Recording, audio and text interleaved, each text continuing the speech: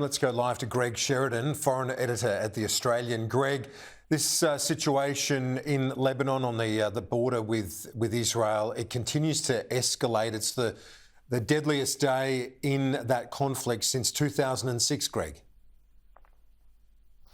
Yeah, that's right, Kieran. Now, Israel has decided to escalate at this moment, but we ought to bear in mind the context. Since October 7, there have been something like 9,000 rockets fired by Hezbollah into Israeli territory. Now, the vast majority of these have been intercepted by Iron Dome, but that is a clear act of war by Hezbollah against Israel.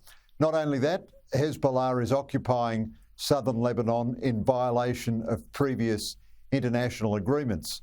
Now, I think Israel believes a couple of things. First, that it's got to secure its northern towns so that the 60 to 80,000 people who are displaced from its northern communities can move back there.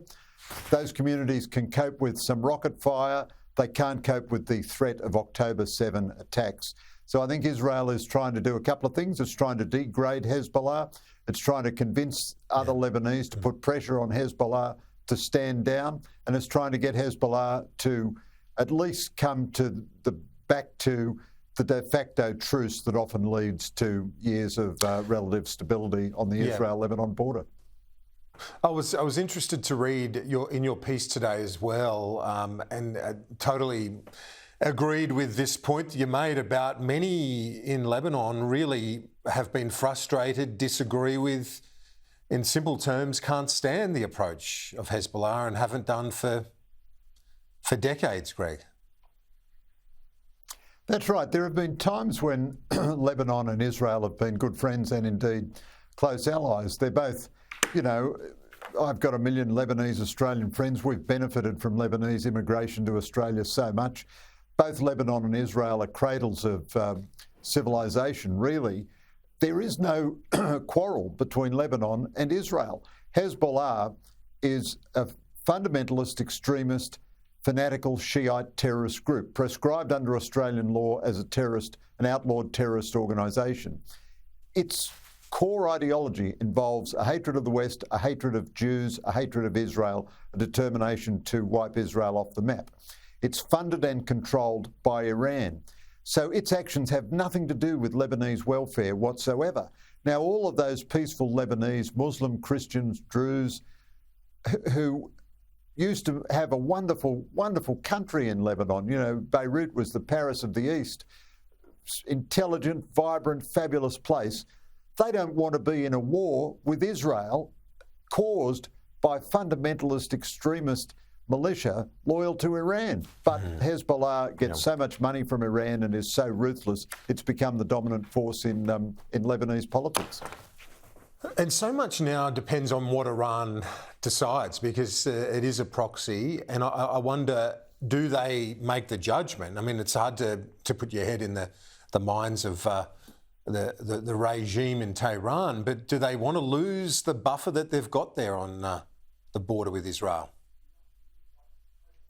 Well, that's right, Kieran. That's the $64 million question. In my piece today, I outlined that Benjamin Netanyahu had a different vision for Palestinian peace. He wanted to make peace with his neighbours first, create a period of normalisation, and then after a period of normalisation, he'd be happy to hand over control and even sovereignty of a Palestinian state to Palestinian leadership. Now, Iran desperately wanted to disturb that initiative, and that was going great guns under the Abraham Accords. Israel had made peace with a whole lot of neighbours and was about to secure the big prize of peace treaty with Saudi Arabia. The October 7 attacks were Iran's way of stopping that from happening. But Iran has a lot of reasons not to want a full-scale war with Israel at the moment. For a start, there's a huge slab of the American Navy in the Mediterranean at the moment and in the areas around the Middle East, and they would support Israel. There wouldn't be American boots on the ground, but there would, I believe, be American fire.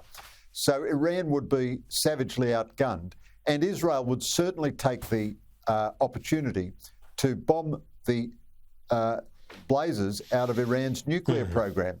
So if Iran spends Hezbollah on a whole war, and Hezbollah is, destroyed for at least temporarily as a military force. It doesn't any longer have that buffer. But secondly, it also risks losing its nuclear program.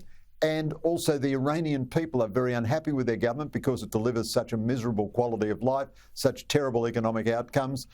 But having said all that, wars are often irrational. You cannot predict what's going to happen. The next couple of weeks, I think, are critical.